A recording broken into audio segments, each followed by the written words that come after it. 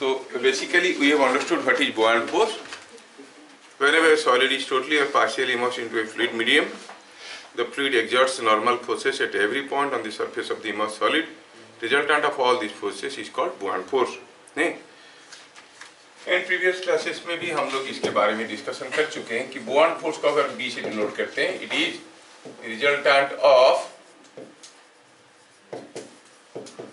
All forces exerted by fluid or liquid on the solid, liquid on solid. ठीक है. It is also given by rho L V G, जिसमें rho L is for liquid,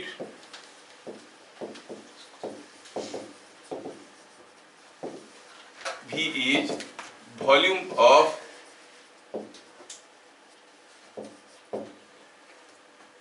immersed solid,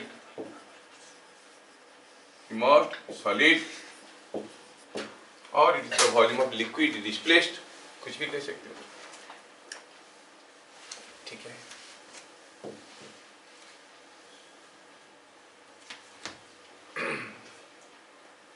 Now it was also equal to mg, where what is m? Mass of liquid displaced. ये सारा चीज हम लोग देख चुके हैं previous classes में, इसीलिए आप लोगों को मालूम है.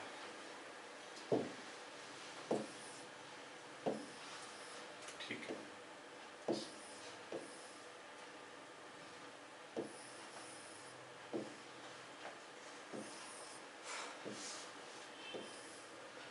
Well, this is what is the thing. इतना ही तो था. And it was equal to loss of weight because it is immersed. So the buoyant force is acting as the thrust in this case. तो आपको it is equal to loss of weight.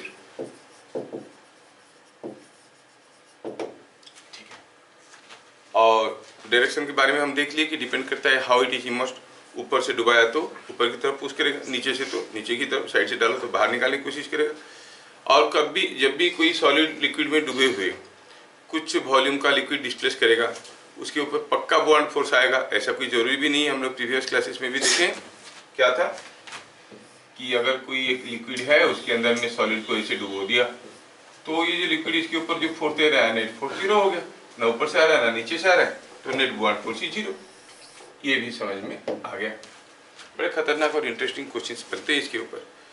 Now about where it acts, what is the point of application of buoyant force.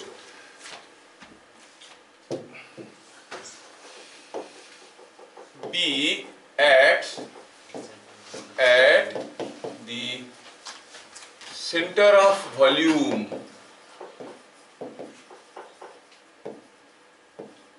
of immersed solid. जो डूबा हुआ solid है उसका centre of volume के ऊपर act करता है. सेंटर ऑफ वॉल्यूम जैसे for example I can better way explain like this. Suppose I से ये कोई एक टैंक है लिक्विड का, और सपोज हम कहेंगे कि ये कोई एक ऐसा वाला कोई डंडा है जो इसको ऐसे रखा गया है. डंडा ऐसा है, बहुत बड़ा हो गया. ये डंडे को ऐसे रखा गया. चलो मानते हैं. और इसके अंदर लिक्विड है. कहाँ है लिक्विड? Liquid is here.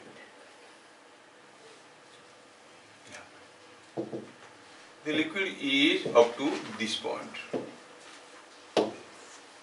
ठीक है. मान लो कि ये डंडे को हमने कुछ ऐसे बांध रखा है, और चलो फर्दर ये मानते हैं कि ये जो लिक्विड है, मान लेते हैं कि ये लेंथ है, फॉर योर अंडरस्टैंडिंग ये लेंथ कितना, ये लेंथ सपोज है L, एंड ये लेंथ कितना है, सपोज ये लेंथ है 3L. फॉर योर अंडरस्टैंडिंग, मतलब टोटल लेंथ इज 4L। अगर इस डंडे का फ्री बॉडी डायग्राम हम करेंगे तो आप देखोगे इसमें सिर्फ ये वाला हिस्सा जो लिक्विड के अंदर है, ये वाला हिस्सा, बाकी सब तो बाहर है, बाकी सब तो बाहर है। अगर इसका वेट कहाँ आ रहा है कहेंगे, अगर ये यूनिफॉर्म बार है तो टोटल लेंथ 4L है, तो जहां पर 2L होगा वहां पर वेट एक्ट कर रहा होगा, ये हो गया weight. And where the buoyant force is acting, buoyant force is acting at the centre of volume of the immersed solid. ये जो सॉलिड डूबा हुआ है L लेंथ का, इसका सेंटर कहाँ होगा, यहाँ पे होगा, तो बॉन्ड फोर्स यहाँ पे एक्ट करेगा। आप पूछोगे सर कैसे पता चला, है कि हाँ, जब कोई बॉडी के ऊपर बहुत सारे फोर्सेस आते हैं, how to find the point of application of force. मान लो कि कोई बॉडी के ऊपर 10 फोर्स आया, अलग अलग पॉइंट में आया, तो सारे फोर्सेस का एक रिजल्टेंट फोर्स निकलेगा। अब रिजल्टेंट फोर्स भी तो एक फोर्स है, उसका डायरेक्शन मैग्नीट्यूड तो मालूम है, पॉइंट ऑफ एप्लीकेशन क्या है। How to know the point of application of the resultant force. If all other forces are acting at the same point, resultant will also act at the same point. But if they are acting at different points, उसके लिए आपको समझना पड़ेगा what is movement of a force। जो भैया पढ़ा नहीं हम, आपको मोमेंट कैसे निकालते हैं किसी फोर्स का, तो उससे आपको समझ में आएगा कि कैसे निकालते हैं, where is the point of application of the resultant force। समझ में आ रहा है। जैसे मैं छोटा सा आपको अंदाज देने के लिए कह रहा हूँ, आप लोग मेरा लाडले ग्रुप हो, जैसे मैं कहूँ कि ये है कोई, ये मान लो कि यहाँ पर मैं 20 न्यूटन फोर्स दे दिया, इधर दे दिया 30 न्यूटन फोर्स, दोनों को भगा के मैं सिंगल फोर्स देना चाहता हूँ कि दोनों जो इफेक्ट करेंगे वो भी अकेला वही इफेक्ट करेगा। और ऑन दी अदरवाइज मेरे को नीचे की तरफ एक फोर्स लगाना है और ये डंडा रेस्ट में रहेगा, तो कितना फोर्स लगाना पड़ेगा, ये 20 है, 30 है, तो 50 लगाना पड़ेगा। लेकिन कहीं भी लगा तो रहेगा क्या, सोचो तो, यहाँ पे लगा तो रहेगा नहीं, बीच में लगा तो रहेगा, तो have to find out suitable position. मतलब जो रिजल्ट मान लो कि यहाँ पर लगाने से रहा, या फिर सपोज हम कहेंगे इसको यहाँ पे इसके आसपास कहीं लगाने से रहा, मतलब ये दोनों का जो रिजल्टेंट फोर्स है it must be acting somewhere here, तभी जाके इन दोनों को रिप्लेस करके ऐसे कर देंगे, तो ये दोनों मिलके इसको रेस्ट में रखेंगे। तो how to know the point of application of the resultant force, इसके बारे में कभी बताया नहीं, तुम लोग पूछे नहीं, है ना। तो मोमेंट ऑफ ए फोर्स पढ़ेंगे तो तब हम देखेंगे इसके बारे में।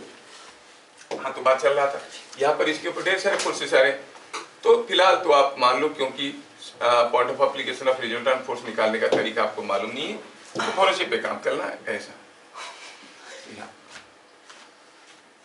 है कि नहीं। जब खुद को नहीं मालूम होता दूसरों पे भरोसा करना सीखना चाहिए, दूसरे पे भरोसा नहीं करेंगे और खुद को भी मालूम नहीं है, गड़बड़ होगा कि नहीं होगा। ठीक है, जैसे जैसे तुम बड़े हुए, मम्मी बोली कि ये तुम्हारा बड़ा भाई है, मान लिए, नहीं सर डीएनए टेस्ट करवाओ फिर बोलता हूँ, ऐसे बोलते हो क्या, नहीं बोलता, विश्वास कर लेना। बड़े हो गए तो पता चला कि हाँ यही होगा, हरदम मारता पीटता घर में ही हमारा रहता है, मम्मी इसको भी खिलाती है, मतलब यही होगा बड़ा भाई, और कौन होगा। बड़े भाई का सिम्टम तो दिख रहा है,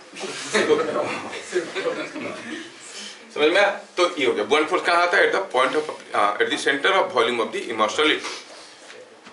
सपोज मैं आपको कोई दूसरा केस देता हूँ, सपोज मैं कहता हूँ कि ये कोई एक,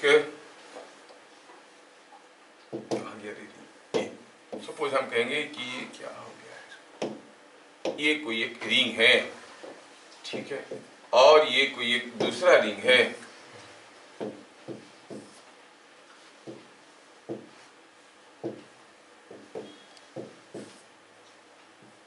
थोड़ा छोटा है, चलो मानते हैं ये रिंग का कुछ हिस्सा वुडन बना हुआ है, कुछ हिस्सा आयरन का बना हुआ है, ये हिस्सा वुडन का है, just think this part is made up of would, और ये दूसरा पार्ट जो है लोहे का है, ठीक है। अब अगर ये पार्ट है वुड और ये है आयरन, तो obviously from this figure you see the centre of gravity must be somewhere close to this point, है कि नहीं। और ये पूरा वॉल्यूम का सेंटर कहाँ मिलेगा आपको, volume is uniformly distributed, mass is not uniformly distributed, तो सेंटर ऑफ वॉल्यूम कहाँ मिलेगा, एग्जैक्टली द सेंटर। तो आपको समझ में आना चाहिए कि कहाँ पर आ रहा है।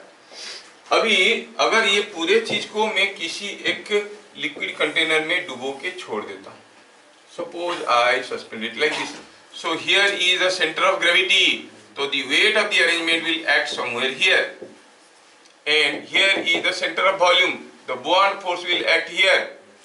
तो जैसे मैं इसको इसके अंदर छोड़ दूंगा तो क्या होगा सोचो तो, ये इधर को खींचेगा, ये उठाएगा तो क्या होगा, स्टीयरिंग जैसे घूम जाएगा, तो देखो लोहे वाला पार्ट नीचे आ जाएगा, आएगा कि नहीं आएगा। So it will fall. So you must be able to discriminate कि centre of gravity and centre of volume are two different points. If it is uniform density के होते तो centre of mass, centre of volume, centre of gravity सारे कुछ बराबर होता। Non uniform density का हो गया, समझ में, तो centre of mass, centre of volume कुछ अलग अलग पॉइंट में होंगे।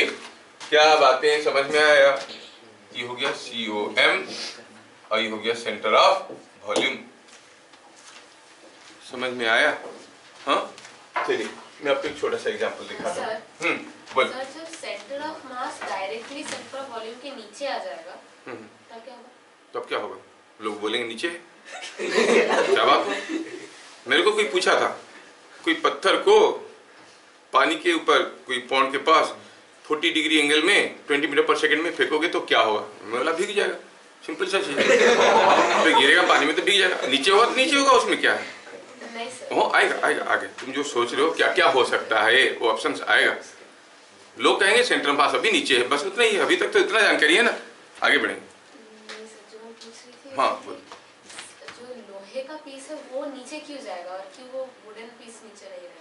वही तो मैं बोल रहा, घुमा कैसे ही, हाउ इट इज रोटेटिंग। ये बॉडी को अगर इस पॉइंट से आप ऊपर उठाओगे, इस पॉइंट से खींचोगे तो कैसे घूमेगा, क्लॉकवाइज की anti clockwise?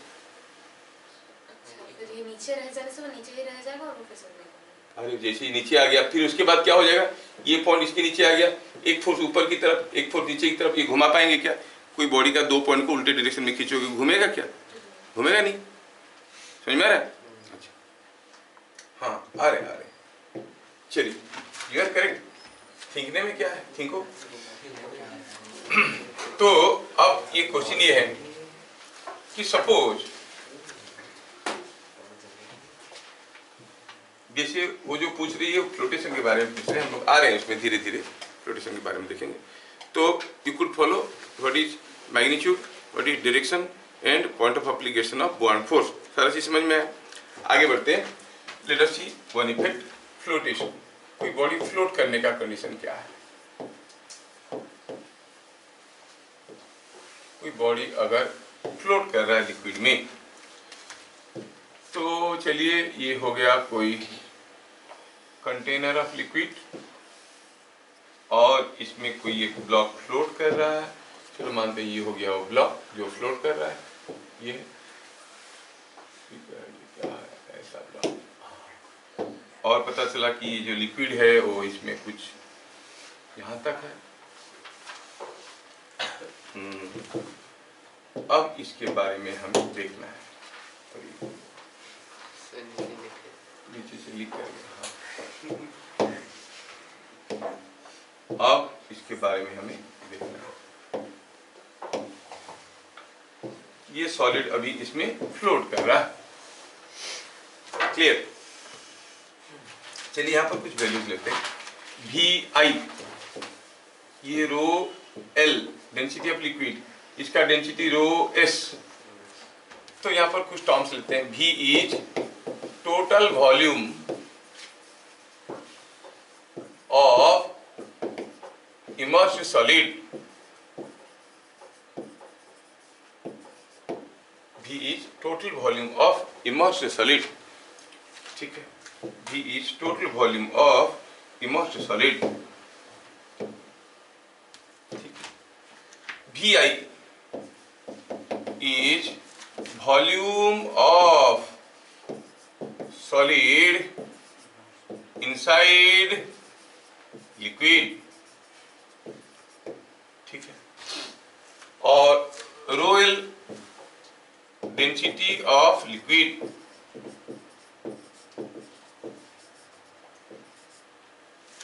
rho L is density of liquid,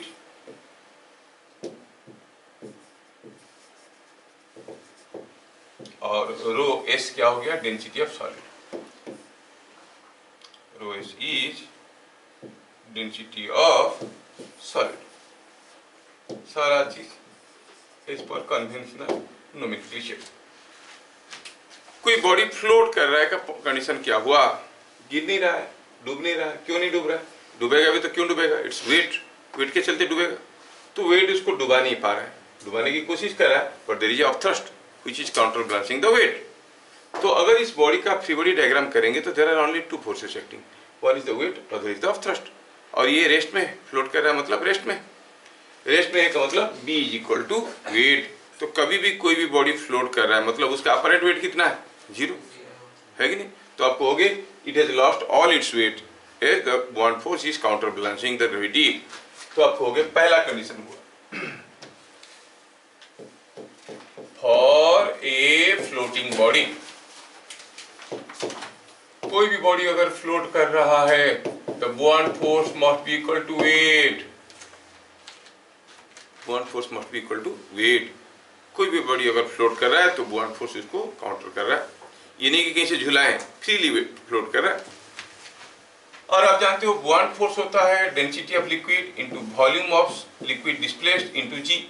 कितना वॉल्यूम का लिक्विड डिस्प्लेस किया है, जो अंदर जो वॉल्यूम है ये वॉल्यूम का लिक्विड को डिस्प्लेस किया है। अच्छा, और ये वेट क्या है, it is density of solid total volume of the solid into G, mass of the solid into G, है कि नहीं। भी दिया है टोटल वॉल्यूम ऑफ, मैं यहाँ पर गलती से इमर्स्ड सॉलिड लिखा हूँ, मुझे लिखना चाहिए टोटल वॉल्यूम ऑफ सॉलिड, मुझे यहाँ पर लिखना चाहिए total volume of solid. Total volume of solid हो गया भी,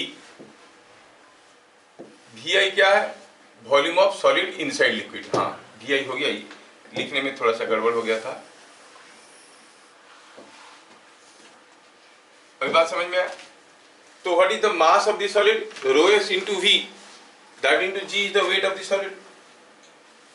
तो ये यहाँ पर क्या हुआ, आपको जी कैंसल हो गया, मिला rho S by rho L is equal to rho S by rho L is equal to V I by V. So you find a fraction of volume is above irrespective of the shape and size of the solid floating। Particular fraction का volume ही ऊपर रहेगा, चाहे वो कैसा shape का चीज हो। क्या बात समझ में आ रहा है। This fraction of volume inside the liquid is independent of shape and size of the body, body कैसा भी शेप का हो कोई फर्क नहीं पड़ता है।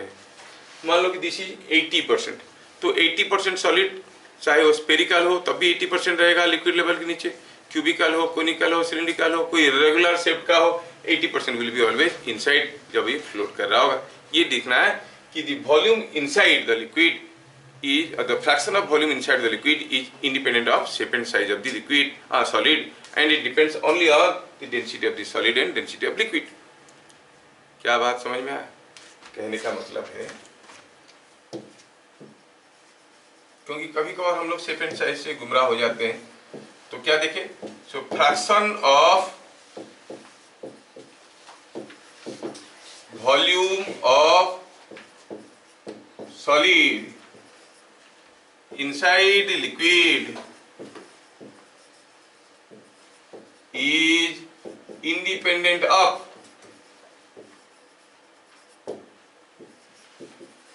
shape and size of liquid solid।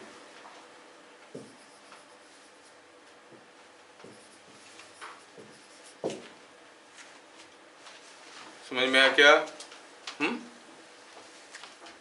अच्छा, जस्ट आपको ये चीजें समझ में आया जानने के लिए एक स्टेप आगे जाऊंगा। थोड़ा सा एग्जांपल लीजिए, यहाँ पर कोई एक लिक्विड कंटेनर है, इस लिक्विड कंटेनर में यहाँ पर दो सिमिलर ब्लॉक्स आर फ्लोटिंग। यहाँ पर कोई एक लिक्विड कंटेनर है, यहाँ पर कोई एक ब्लॉक कोई ऐसा शेप का ये फ्लोट कर रहा है, दिया है कि इसका वॉल्यूम है मान लो 20 सेंटीमीटर क्यूब। अब अंदर कितना है, अंदर है सपोज हम कहेंगे इसका कितना वॉल्यूम अंदर है, अंदर इसका है 12 centimetre cube. This is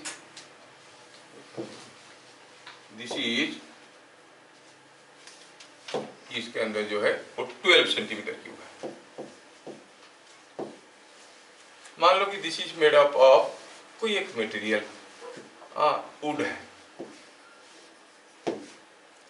wooden का कोई दूसरा एक मटेरियल लिया मैं यहाँ पे, और वो कुछ ऐसा शेप का था, दिया है कि इसका वॉल्यूम कितना था, से इट इज 180 सेंटीमीटर क्यूब।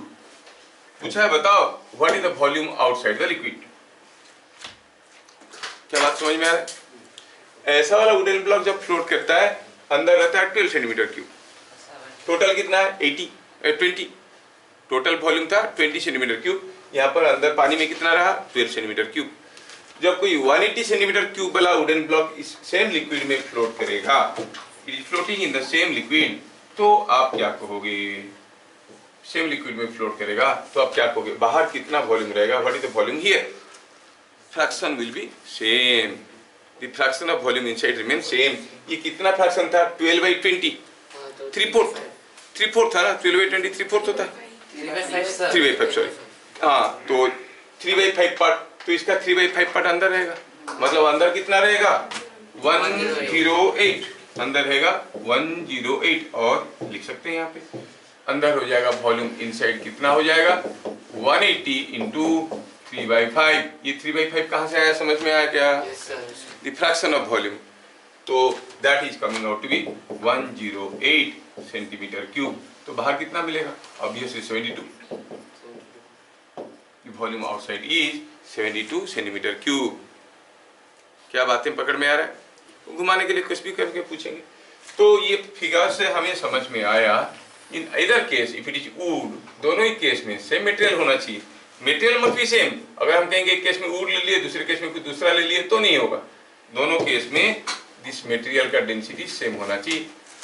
तो हियर आपको पता चलेगा कि 12/20 इज इक्वल टू अंदर कितना है 108 बाय पूरा volume 180, and that is equal to rho s by rho l, the ratio of volume inside and the total volume, volume inside to the total volume is constant, and that is equal to the ratio of density of the solid to density of the liquid।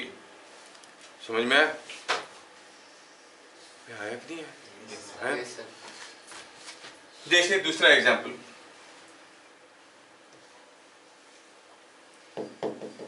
you know density of ice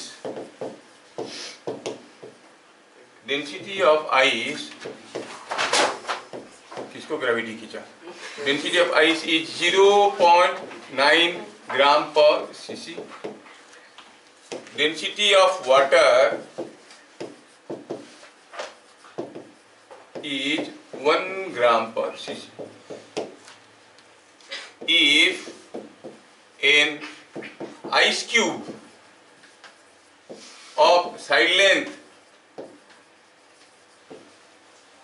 2 meters is floating, और 2 metre इतना बड़ा क्यों, छोटा सा, of side length 20 centimeter is floating in water,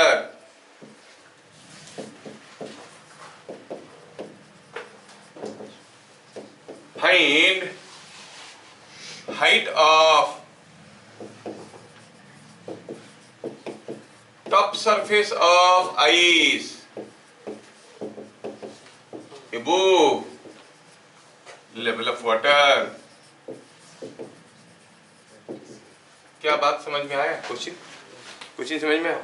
बोला कि कोई ice cube पानी में फ्लोट कर रहा है, बोला कि ये आइस क्यूब ये पानी में फ्लोट कर रहा है, बताओ कि ये आइस क्यूब का टॉप सरफेस का हाइट पानी से कितना होगा? Could you follow the question? Density वगैरह दिया हुआ है, क्यूब है, साइड लेंथ है 20 सेंटीमीटर, ठीक है ना? तो आप जानते हो कि volume inside divide by total volume is equal to density of solid to density of liquid, ऐसे करके। क्या आप लोग दिमाग लगा के इसको बता सकते हो? डेंसिटी कितना है आइस का? 0.9, वाटर का 1। अगर हम कहेंगे वॉल्यूम इनसाइड को भी आई कहेंगे तो VI by V, total volume is density of solid by density of liquid, जो कि 0.9 है, क्योंकि रो एल का वैल्यू 1 है। इसका मतलब what is the volume inside? The volume inside is 90% of और 0.9 times the total volume. Total volume का 90% अंदर रहेगा। जब आइस फ्लोट करता है ऐसा ही होता है। देखियो ना वो टाइटेनिक वाला मूवी, सिर्फ 10% बाहर दिखेगा, 90% डूबा हुआ मिलेगा। कभी भैंस को फ्लोट करते हुए देखियो, तो थोड़ा सा दिखेगा, नाक दिखेगा, बाकी सब डूबा हुआ मिलेगा, है कि नहीं? टाइटेनिक में भी वही होता। वो जा रहे थे जहाज में और देखे कि पानी में ऊपर कोई चीज ऐसे थोड़ा सा दिख रहा है, तो नीचे तो 90% था, है कि नहीं? उनको सोचा छोटा सा है क्या होगा, बगल से गुजर गया, मूवी बन गया उनके ऊपर थोड़ा सा दिखता है, अंदर बहुत ज्यादा है। इसलिए किसको ऊपर से देख के एस्टिमेट करने की कोशिश मत करना, अंदर कितना है क्या मालूम। नहीं, हम सोचते ये देखा ये ऐसा है, ऐसा नहीं है, अंदर क्या है तुमको थोड़ी मालूम। इधर देखो, ये 0.9 भी मतलब 90% वॉल्यूम अंदर है, कितना परसेंट वॉल्यूम ऊपर है? 10%, है ना? तो ये हाइट कितना होगा? 10% ऑफ द लेंथ। सिंपल सा चीज है। 10% ऑफ द लेंथ मतलब लेंथ है 20 सेंटीमीटर, उसका 10% हो गया 2 centimetre. So the height of top surface of ice above the level of liquid is only 2 centimetre. क्या बात समझ में आ रहा है? हाँ, तो क्या कहेंगे? थोड़ा सा मैं यहाँ पे जगह बना देता हूँ।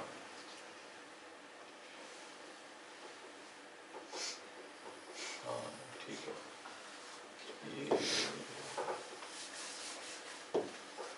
थोड़ा सा जगह बना देता हूँ so that I can complete it here itself. Yes, density of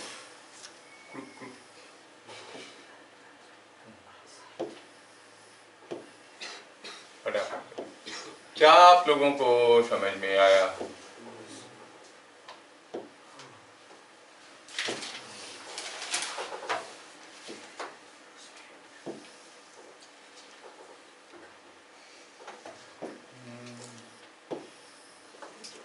चलिए अब जगह हो जाएगा।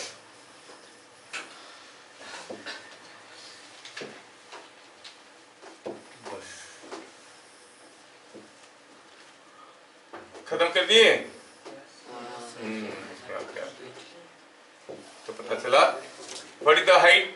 So only 10% is above, only 10% volume is above. तो आप कहोगे एच का वैल्यू क्या आएगा? 10% ऑफ 20, 10% ऑफ 20 इज 2 सेंटीमीटर। तो ये जो हाइट होगा वो कितना होगा? 2 सेंटीमीटर का होगा। समझ में आया? It will be only 2 centimetre. Could you follow? Next. हाँ, तो हम लोग बात कर रहे थे कि फ्लोटिंग बॉडी के लिए कंडीशन हम लोग देखे। पहला कंडीशन क्या था कि rho S by rho L equal to V I by V. अच्छा, अगर हम कहेंगे ऐसे, अभी अभी हम देखें कि rho S by rho L is equal to V I by V, और ये ऑब्वियस है कि volume inside is always less than the total volume, है कि नहीं? अच्छा, अगर ऐसा हुआ कि कोई बॉडी का सॉलिड का डेंसिटी लिक्विड का डेंसिटी से कम हुआ, if rho S is less than rho L, V I is less than V, और वो बॉडी फ्लोट कर सकता है। Rho S is equal to rho L, तो सिचुएशन क्या होगा? V I will be equal to V, surface तक जाके फ्लोट करेगा। अगर रो एस से रो एल ज्यादा हो गया तो फिर तो सिंक कर जाएगा। हाँ, तो यहां से ये पता चला कि for rho S less than rho L body floats. कैसे? सबमर्ज्ड और पार्शियली इमर्ज्ड, ऐसे कहो। Body floats being partially emerged.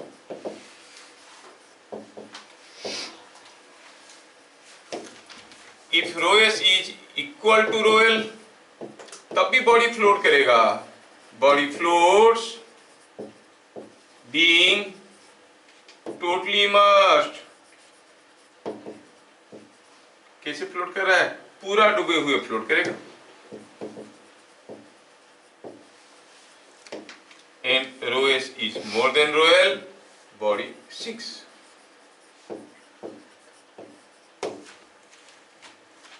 समझना? सेकंड वाले में क्या हुआ? Body floats being totally immersed कैसे? क्योंकि अगर रो एस रो एल बराबर हो गए मेरे भाई तो वी आई और वी बराबर हो गए ना। Volume inside is equal to the total volume. मतलब फिगर में अगर हम देखेंगे how it is looking like, तो इस केस के लिए मैं बता रहा हूँ, यहाँ पर हो गया लिक्विड, यहाँ पर हो गया लिक्विड और सॉलिड फ्लोट कर रहा हो, ऐसे फ्लोट कर रहा है, समझ में आ रहा है? Just being totally immersed. पहला केस में कैसे फ्लोट कर रहा है? ये थोड़ा हिस्सा कुछ ऊपर है, पहला केस में थोड़ा हिस्सा कुछ ऊपर है। तीसरे केस में क्या हुआ? तो फ्लोट ही नहीं कर रहा।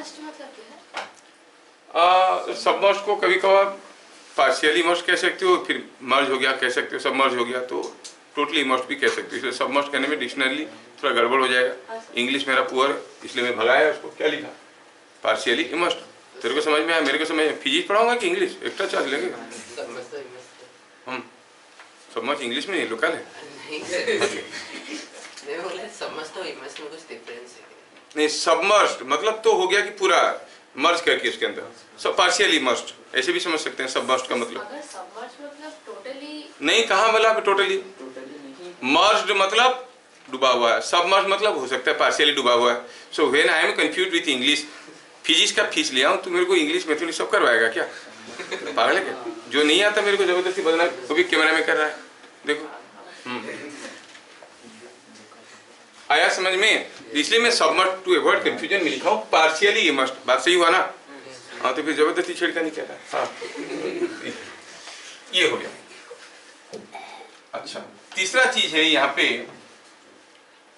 सर वहाँ पे आप वो डायग्राम वो बॉडी को पूरा सरफेस पे क्यों टच नहीं टच नहीं करवाए हम, बोले ऐसे फ्लोट कर सकता है, वही तो क्वेश्चन है। अच्छा, कोई बॉडी को इस पोजीशन में रखोगे तो उसके ऊपर ज्यादा बुआयंट फोर्स रहेगा कि इस बॉडी को, सपोज हम कहेंगे इस बॉडी को हम, अरे टूटा हुआ ये बॉडी को अगर हम इस पोजीशन में रखेंगे तो इसके ऊपर ज्यादा आएगा बुआयंट फोर्स कि इस पोजीशन में रखेंगे तो ज्यादा आएगा बुआयंट फोर्स? सेम आएगा ना। और फ्लोट कर रहा है मतलब buoyant force is equal to weight. तो इस बॉडी को लेके तुम कहीं भी छोड़ दो वहीं लटक जाएगा। समझ में आ रहा है? कहीं भी छोड़ दो बट क्योंकि नेट फोर्स क्या हो गया इसके ऊपर? जीरो। यहाँ छोड़ते रहेगा, यहाँ छोड़ते रहेगा, यहाँ छोड़ते रहेगा, कहीं भी छोड़ दो वो लटकते रहेगा वहां पर, क्योंकि buoyant force is equal to weight. ठीक है, वो डिस्कशन हम लोग करने वाले हैं। जबकि कोई बॉडी अगर फ्लोट कर रहा है उसको थोड़ा सा दबा के छोड़ो तो फिर से ऊपर आ जाएगा, इसको थोड़ा दबा दो नीचे आ जाएगा, जहां छोड़ दोगे वहीं रुक जाएगा। Are you getting? हाँ, है वो सब डिटेल्स में हम लोग डिटेल्स में डिस्कशन करेंगे। तो हमें समझ में आया कि rho S is greater than rho L होगा तो बॉडी सिंक कर जाएगा। ठीक है, नेक्स्ट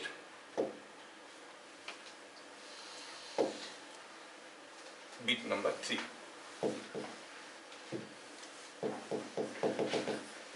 जो मैं आपको दो केस दे रहा हूँ, यहाँ पर कोई बॉडी फ्लोट कर रहा है, बात कर रहे हैं फ्लोटेशन का। यहाँ पर कोई बॉडी फ्लोट कर रहा है, यहाँ पर कोई एक लकड़ी का डंडा है, ये डंडा ऑफ लकड़ी जिसमें it has got a iron cap, ये लोहे का है, दिस पार्ट इज आयरन। ये पानी में फ्लोट कर रहा है बट देखने में यूनिफॉर्म डंडा है। दूसरे केस में ये सेम डंडा लिक्विड में फ्लोट कर रहा है लेकिन पोजीशन कुछ इसका अलग है, ऐसा है। आपको बताना ये है कि अगर पानी में ये ऐसे फ्लोट करेगा या फिर ऐसे फ्लोट करेगा, कौन सा केस में आपको ज्यादा वॉल्यूम बाहर दिखेगा?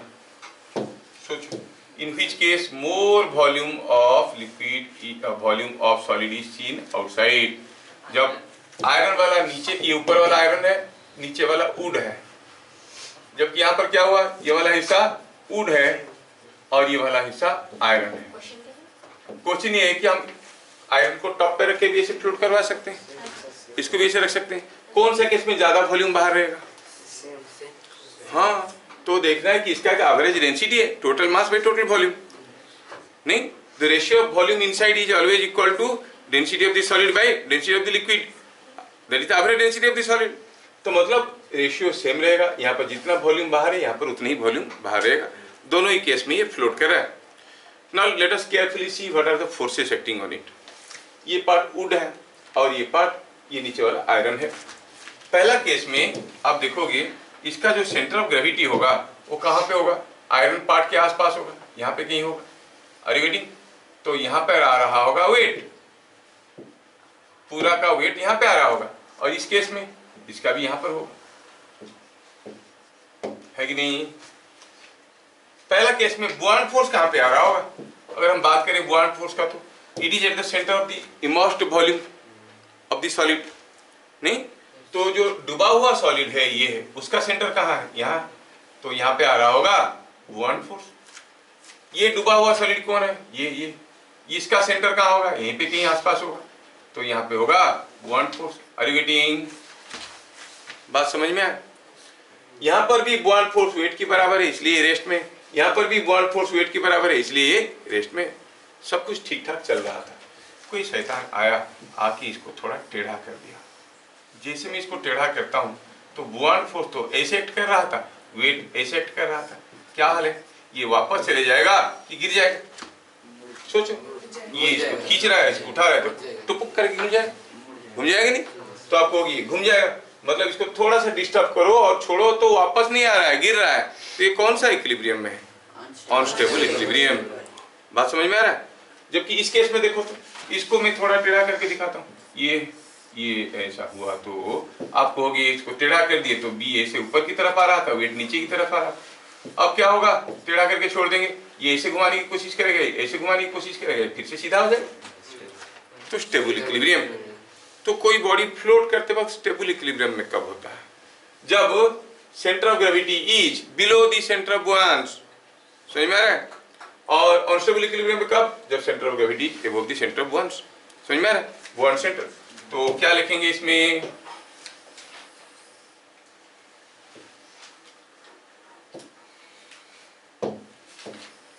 इसमें हम लोग ये लिखेंगे अभी,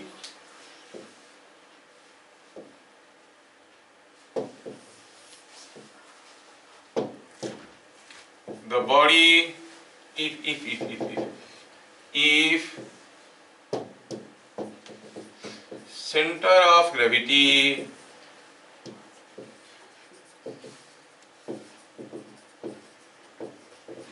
is below the buoyant center,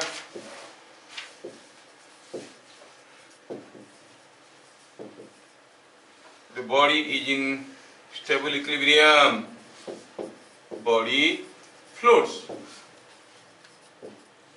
in stable equilibrium। Stable equilibrium में फ्लोट करने का कंडीशन हुआ सेंटर ऑफ ग्रेविटी को उसके नीचे होना जरूरी है। जानते हो जहाज में जॉर्नी करना क्यों आसान पड़ता है आपको? फ्लाइट में जाना इतना मुश्किल पड़ता है, खर्चा आता है?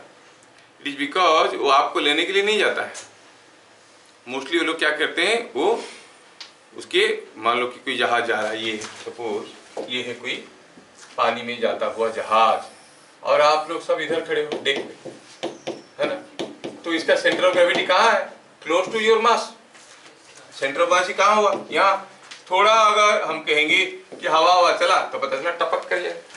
It is in unstable equilibrium. इसलिए वो क्या करते हैं, जहाज लेने से पहले अंदर ढेर सारे माल भर देते हैं। कुछ नहीं मिला तो कम से कम नमक वमक भर देते, कोयला वेला भर देते, ताकि सेंटर ऑफ ग्रेविटी नीचे आ जाए। हवा चलेगा तो ऐसे ऐसे होगा, लेकिन गिरेगा नहीं। अगर इधर से खोखला है, इतने लोग टिकट दिए, बाकी लोगों का क्यों सामान लेके करके चला गया, थोड़ा हवा हुआ तो ये सब नीचे, ये ऊपर हो जाएगा। हो जाएगा नहीं हो जाएगा? तो बैलेंस होने के लिए centre of gravity must be below this, काफी नीचे होना चाहिए। ठीक है? हाँ, तो बात कर रहे थे, if centre of gravity is below the buoyant centre, the body floats in stable equilibrium. Similarly, if centre of gravity is above the buoyant centre,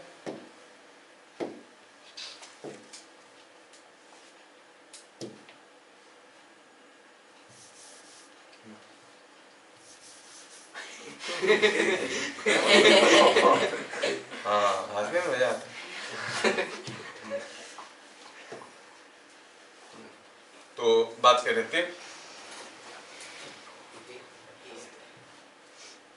if center of gravity is above the buoyant center,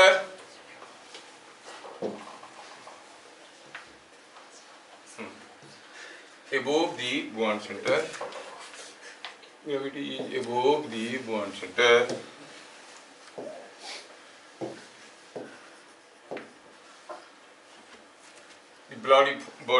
floats in unstable equilibrium, body floats in unstable equilibrium. और अगर दोनों एक ही point में मर्ज कर गए तो it is in neutral equilibrium, जैसे छोड़ोगे वैसे रह जाएगा। ठीक है, if these 2 points merge, the body floats in neutral equilibrium। ये हम लोग देख लिए about equilibrium of the body third case में। फोर्थ केस में देखेंगे।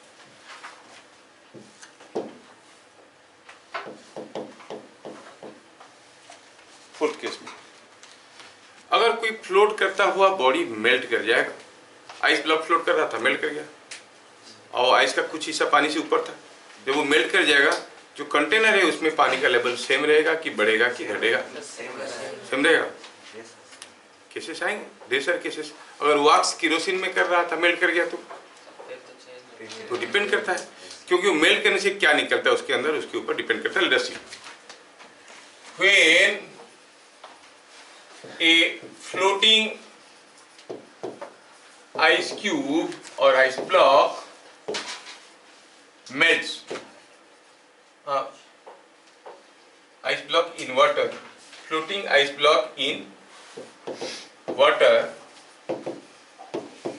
melts,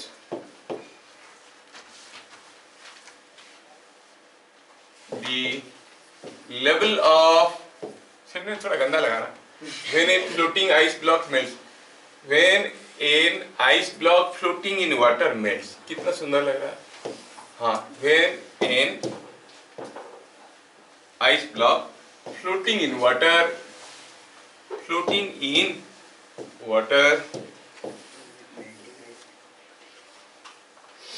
melts, the level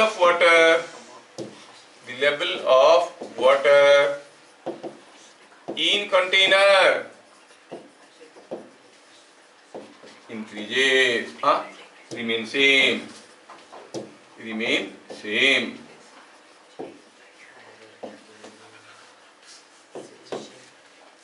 ठीक है। कोई आइस ब्लॉक पानी में फ्लोट कर रहा था और मेल्ट कर गया, तो कह रहा है कि अगर यहाँ पर कोई एक आइस ब्लॉक था और यहाँ पर ये आइस ब्लॉक पानी में फ्लोट कर रहा था, ठीक है, और ये था वो आइस ब्लॉक, क्या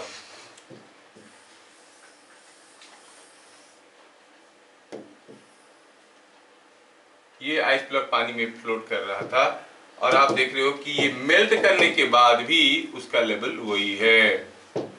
ये मेल्ट करने से पहले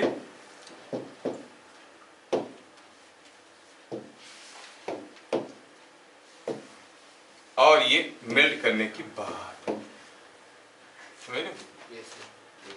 तो इतना जगह लिया था, मेल्ट करने के बाद भी लेवल सही है, after before melting and after melting, whatever may be the size of the ice cube. ठीक है, ये बिफोर मेल्टिंग है, ये आफ्टर मेल्टिंग है, लेवल विल रिमेन सेम, ये कहा जा रहा है। थोड़ा सा घटना चाहिए, देखेंगे वो क्या कहते हैं, ऐसा रहता है, ऐसे बोल रहा है फिजिक्स, तो हम लोग भी दिमाग लगाएंगे क्यों ऐसे बोल रहा है, अभी देखेंगे, प्रूफ करने की कोशिश करेंगे, है ना। चलिए प्रूफ करने की कोशिश करते हैं। ये बिफोर मेल्टिंग,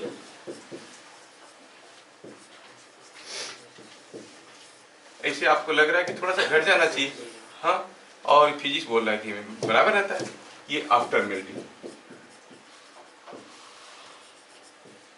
तुमको क्यों लग रहा है थोड़ा सा घट जाना चाहिए? क्योंकि आइस का डेंसिटी कम है, लेकिन ऊपर भी तो कुछ था, वो भी तो मेल्ट करके अंदर आएगा, जो बाहर था वो भी अंदर आके ऑक्यूपाई किया, है कि नहीं। चलिए देखते हैं, प्रूफ करने की कोशिश करते हैं।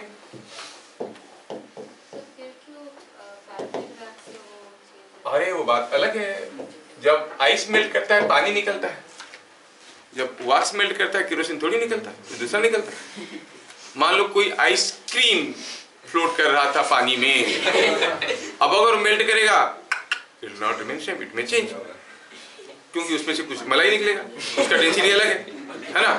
देखेंगे, और ऐसे भी हो सकता है कोई आइस ब्लॉक फ्लोट कर रहा है और उसके अंदर एक पत्थर था, पत्थर जमा दिए, अब वो मेल्ट करेगा तो पत्थर टुडुम करके अंदर ही चले जाएगा, अब लेवल क्या होगा, केसेस आएंगे तो शुरू हो रहा है। तो ये भी तो सेम रहना चाहिए। अरे सोचो तो, अभी तो पहले समझो, पहले हम शुरू करें।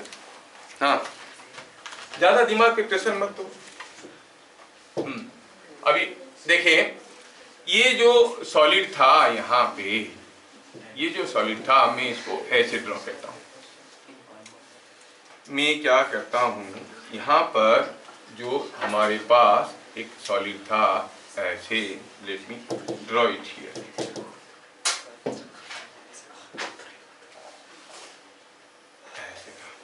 और यहाँ पर था हमारे पास कोई एक सॉलिड, ये सॉलिड ऐसे फ्लोट कर रहा था पानी में, ठीक है, किसी को कोई एतराज नहीं है, पानी में फ्लोट कर रहा है। मैं क्या करता हूँ, पहले ये सॉलिड को यहाँ से निकालता हूँ, निकाल के ऐसे यहाँ से लेता हूँ इस पोजीशन पे, और फिर मैं क्या करता हूँ, इसको यहाँ से मेल्ट करवाता हूँ और पानी कलेक्ट करता हूँ, कितना पानी निकलेगा, समझ में आ रहा है। इसको निकाला तो एक गड्ढा बना यहाँ पे, ये जो गड्ढा बना है यहाँ पे, कितना बड़ा गड्ढा, इतना बड़ा गड्ढा बना, इसको पानी बनाऊंगा तो ये जो पानी बनेगा उस पानी को लाके इस गड्ढे में डालूंगा। अगर पानी का जो वॉल्यूम है इस गड्ढे का वॉल्यूम का बराबर हुआ तो लेवल बराबर हो जाएगा। जो पानी निकला उसका वॉल्यूम गड्ढे का वॉल्यूम से ज्यादा हुआ तो लेवल विल इंक्रीज। पानी जो निकला उसका वॉल्यूम गड्ढे का वॉल्यूम से कम हुआ तो ये पानी भरेगा तो कुछ यहाँ तक भरेगा, ऐसे यहाँ तक भरेगा, मतलब लेवल विल डिक्रीज। तो हमें कंपेयर करना है दो चीज, एक हुआ what is the volume inside,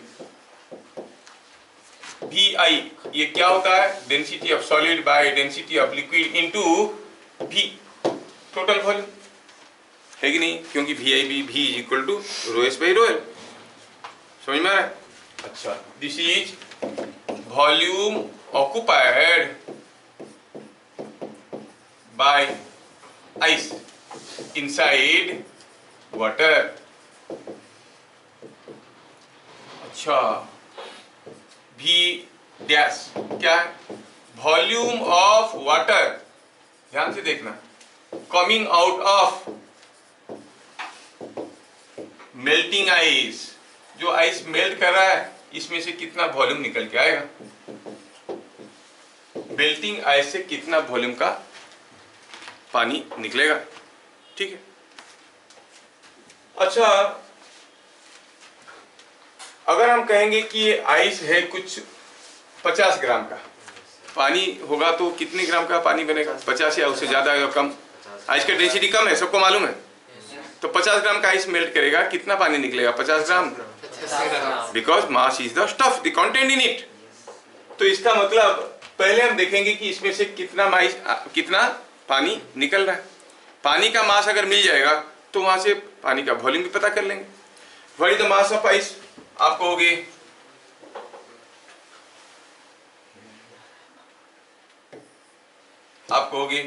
mass of ice, इतना लंबा कौन लिखेगा, लिखेंगे माइस। Mass of ice is density of ice into volume of ice, that is same as mass of water, है कि नहीं, ये वाटर का मास है। तो V डैश क्या हो गया, it is mass of water bye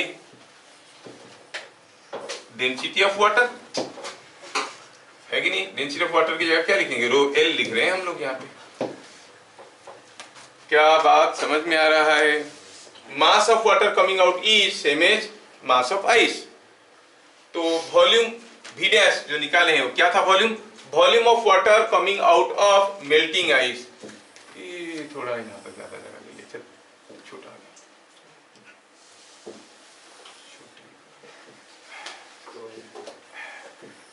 चल अब ठीक है।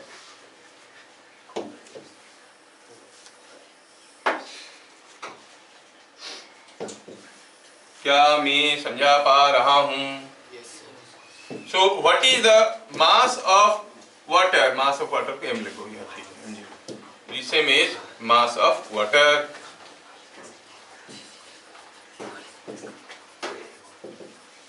अगर यही है mass of water तो आप क्या कहोगे? What is the volume of water coming out of it?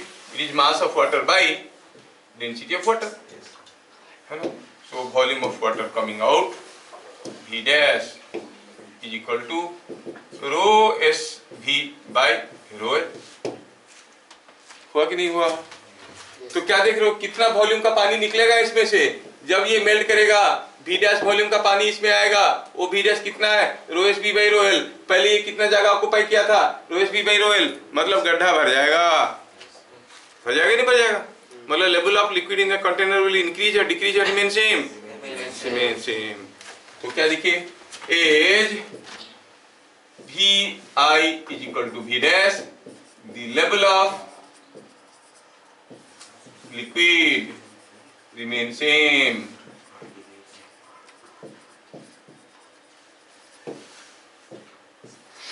समझ में आया क्या? ये तो था जब आइस मेल्ट किया और वो पानी बन गया और कहानी बना ऐसे कि लेवल रिमेन सेम।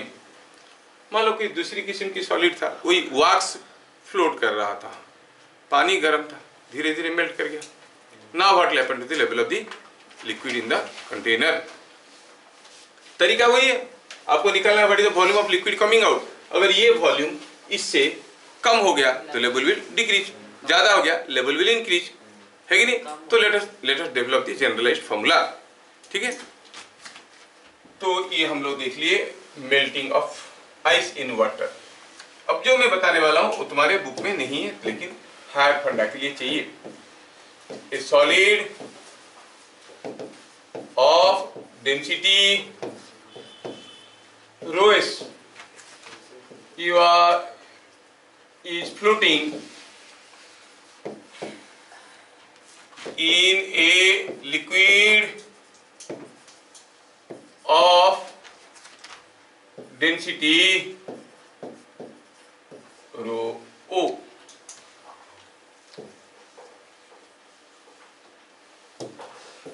ठीक है, तो रो ओ लिखेंगे कंफ्यूज होगा, रो एल ही लिखते हैं, बाद में सिंबलिकली बदल देंगे। इफ और when the floating block, when floating solid melts, the density of liquid coming out of it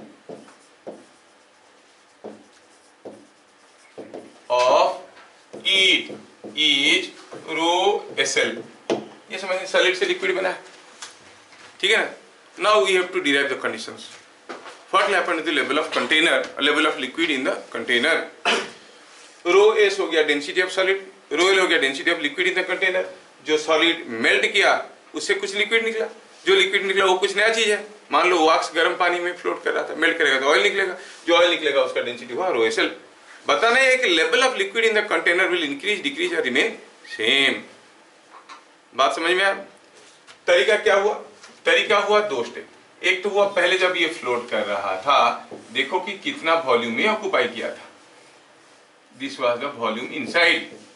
दूसरा हुआ मेल्ट किया तो उसमें से कितना वॉल्यूम का लिक्विड निकला। जो वॉल्यूम का लिक्विड निकला वो अगर VI से ज्यादा है तो भरोगे इसमें तो चढ़ेगा ऊपर और लेवल बढ़ जाएगा, VI से कम है तो लेवल घटेगा, बराबर हुआ तो लेवल विल रिमेन सेम।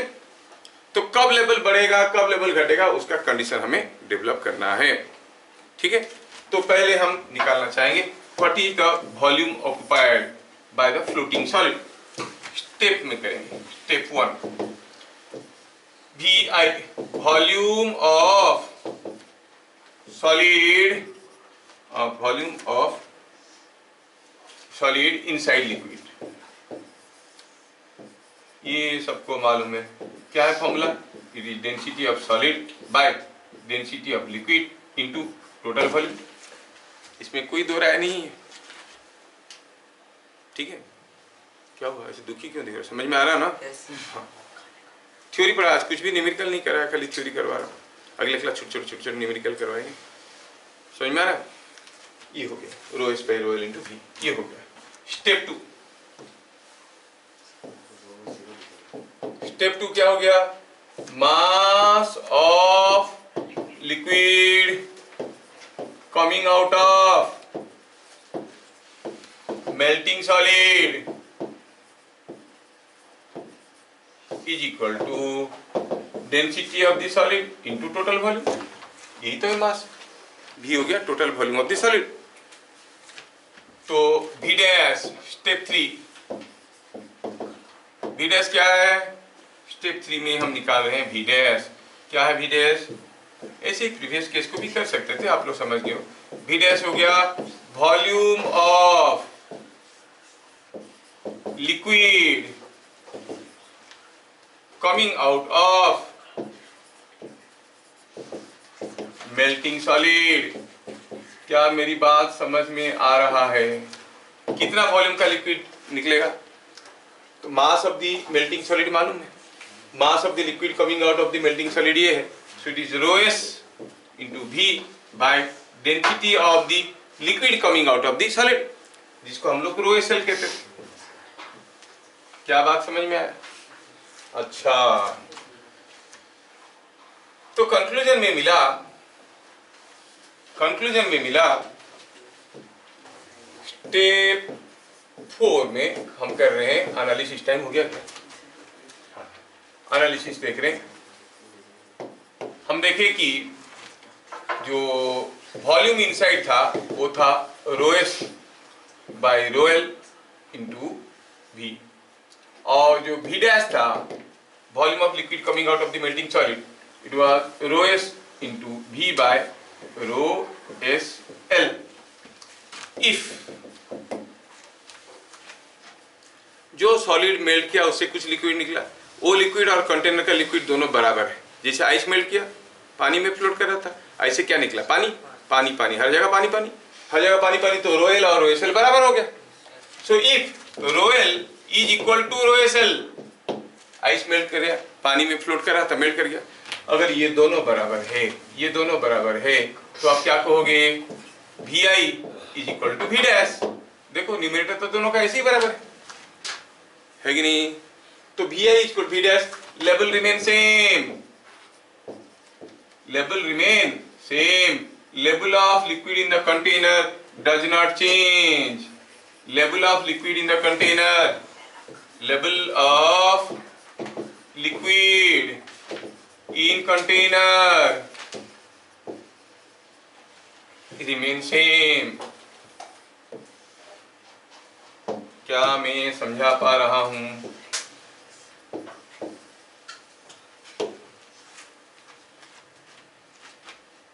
समझ में? कोई आइस ब्लॉक पानी में फ्लोट कर रहा था, मेल्ट कर गया, आइस मेल्ट करेगा तो क्या निकलेगा? पानी ही निकलेगा। तो रो एल और रो एस एल बराबर हो गया। रो एस एल क्या है यहाँ पे? The density of liquid coming out of the melting solid, जो सॉलिड मेल्ट कर रहा है उससे जो लिक्विड निकल रहा है उसका। मान लो वैक्स पानी में फ्लोट कर रहा था, मेल्ट कर गया, तो रो एस एल क्या हो गया? ऑयल का, वैक्स मेल्ट करके ऑयल निकला है, जो ऑयल निकला है उसका डेंसिटी हो गया रो एस एल। ऐसे क्या घूर रहे हो? आ रहा है समझ में? हाँ। अच्छा, if rho L is more than rho S L, क्या होगा? मतलब कंटेनर में जो लिक्विड है उसका डेंसिटी वहां से निकलता हुआ लिक्विड का डेंसिटी से ज्यादा है। तो अगर रो एल ज्यादा हो गया मेरे भाई, देखो ध्यान से, रो एल ज्यादा है, ये छोटा है, तो क्या बड़ा हो गया? वी डैश बड़ा हो गया। देन आप कहोगे V I is less than V dash, क्या होगा? Level increase, the level will increase. तो आप कहोगे level of liquid in container increases, level of liquid in container increases।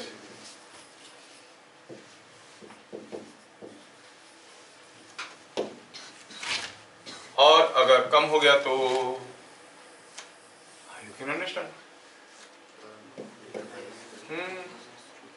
If rho L density of the liquid in the container is less than the density of the solid, the liquid coming out of the solid, ऐसा भी हो सकता है। तो in that case V I will be more than V और V dash will be less, level of liquid in the container decreases. पहले बताओ क्या ये चीजें समझ में आया कि मैं रिपीट करूं? Could you follow? अरे ये हाँ या ना, कुछ तो बोल। तू हाँ बोला, चाहिए और एक बार। हाँ के लिए हाँ बोल रहा है कि हाँ के लिए ना बोल रहा बोल। समझ में आया?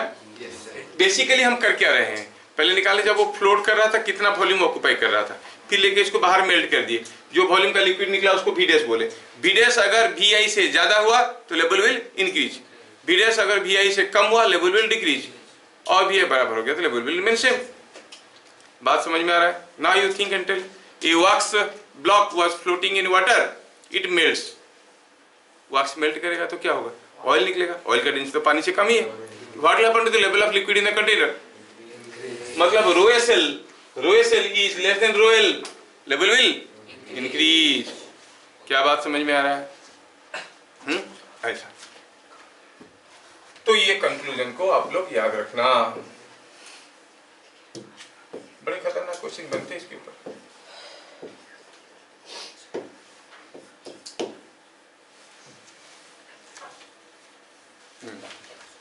Time is not permitting much, क्योंकि अभी मुझे इसके ऊपर ढेर सारे वेराइटी के न्यूमेरिकल्स करवाना है। I give you so many questions, will do it. देखेंगे इसको अगले क्लास में करेंगे।